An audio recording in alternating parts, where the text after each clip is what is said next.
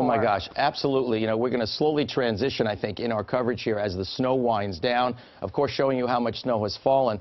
But the type of cold that we're dealing with going through tonight and tomorrow is really intense, even for us here in New England.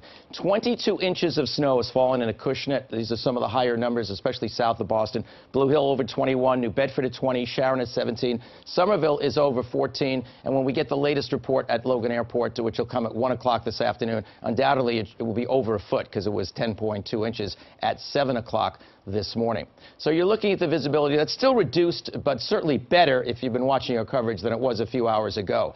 And in terms of the amounts of snow, this is how it looks on the map. We're going to have to put a second area of 18 plus, though, in this particular zone, that area around Acushnet, New Bedford, Fairhaven, where they received 10 to 12 inches of snow in a 2-hour period this morning. That is pretty intense in terms of snow bands, no question about it. And this, perhaps, of all the different statistics that we could show you, I don't know one that's much more impressive than this. Before January 23rd, we had all of 5.5 inches of snow in Boston. Since January 23rd, which isn't really that long, it's like 3 weeks, 84.2 inches, and that is just about double what we would get in a complete winter season, or about what we'd get in an average of 2 full winter seasons. We've done it in 3 weeks. We've never had this much snow in such a short period of time. We're on the all-time list. We're now number 3 for seasonal snowfalls in Boston.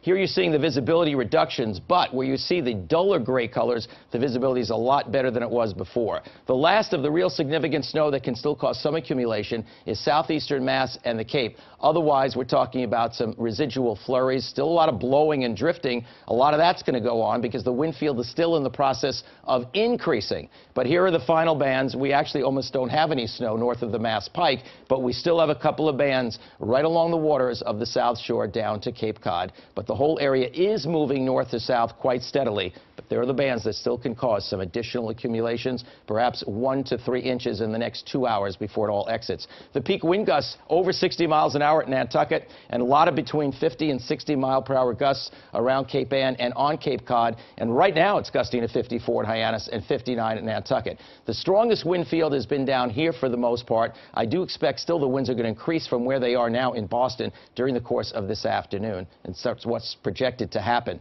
Over 50-mile-per-hour gusts are possible, and it stays windy tonight and into tomorrow morning. And staying windy with the kind of temperatures we're going to face, it's just going to simply be brutally cold early tomorrow.